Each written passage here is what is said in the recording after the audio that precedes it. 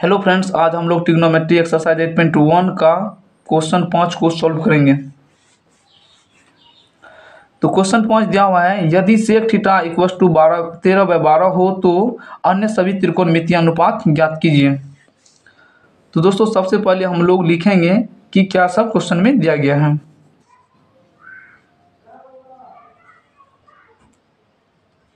तो लिखेंगे दिया हुआ है।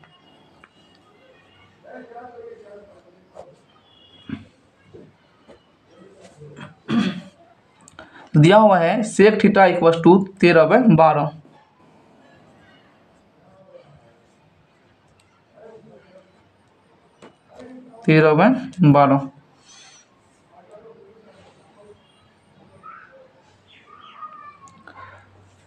यहाँ पे दोस्तों यहाँ पे देखेंगे दोस्तों, सेक थीटा इक्वस टू 13/12 दिया हुआ है। तो हम लोग जानते हैं कि सेक थीटा इक्वस टू होता है कर्ण बाय आधार। कर्ण बाय आधार। तो यहाँ पे सेक थीटा इक्वस टू कर्ण बाय आधार और यहाँ इसका वैल्यू दे रखा है 13/12।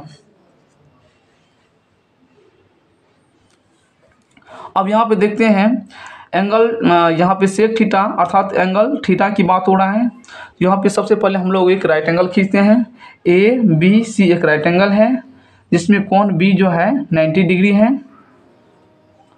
और दोस्तों कोण सी की जो बात हो रहा है इसको दोस्तों हम लोग थीटा मान लेते हैं। तो यहाँ पे थीटा के रिस्पेक्ट में मेरा लंब ए बी हो जाएगा और यहाँ पे आधार मेरा बी सी हो जाएगा। और समकोण बनाने वाली कोण के सामने वाली जो भुजा है सबसे बड़ी है वो मेरा कर्ण हो जाएगा, अर्थात एसी कर्ण है। तो यहाँ पे अब यहाँ से कर्ण की वैल्यू 13 और आधार की वैल्यू 12 दिया हुआ है। तो इसको दोस्तों हम लोग राइट एंगल में पुट करते हैं। तो कर्ण की जगह कर्ण की लंबाई हमें 13 दिया हुआ है, 13 यूनिट, हम लोग 13 लिखेंगे। और आधार की वैल्यू हमें 12 दिया हुआ है, यहाँ पे हम लोग BC को 12 यूनिट लिखेंगे। अब यहाँ पे देखते हैं कि हमें भुजा AB की लेंथ नहीं पता है। तो दोस्तों इसको हम लोग पाइथागोरस प्रमेय से हम लोग ज्ञात करेंगे। तो यहाँ पे हम लोग लिखेंगे त्रिभुज ABC में पाइथागोरस प्रमेय से AB इक्वस टू हो जाएगा अंडर रूट AC का स्क्वायर माइनस BC का स्क्वायर। यहाँ पे देखते हैं AC का वैल्यू दे रखा है 13 का स्क्वायर माइनस BC का वैल्यू 12 दिया हुआ है, 12 का स्क्वायर। यहाँ पे 13 का स्क्वायर 169 हो जाएगा, फिर माइनस 12 का स्क्वायर 144 हो जाएगा। दोनों का अंतर हो जाएगा 25। यहाँ पे 25 का वर्गमूल 5 प्राप्त होगा। अब दोस्तों क्वेश्चन में कहा है कि सभी त्रिकोणमितीय अनुपात को ज्ञात कीजिए थीटा के रिस्पेक्ट में। तो आइए दोस्तों सभी त्रिकोणमितीय अनुपात को हम लोग ज्ञात करते हैं।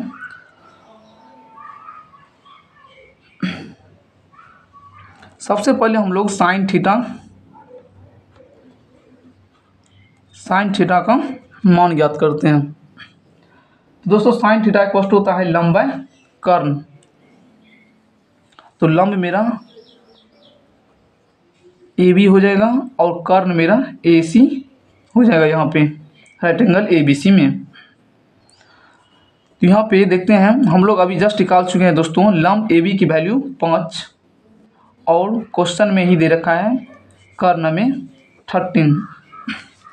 ठीक इसी प्रकार हम लोग कॉस थीटा की वैल्यू लिखेंगे। तो कॉस थीटा इक्वल टू हो जाएगा दोस्तों आधार बाय कर्ण। आधार हमें BC दिया हुआ है और यहाँ पे कर्ण AC।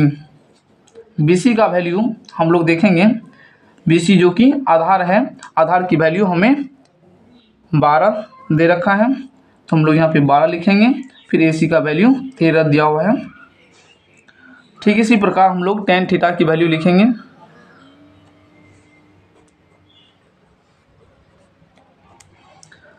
Tan theta equal to हो जाएगा लंब बाय आधार, तो लंब ए बी और आधार बी सी।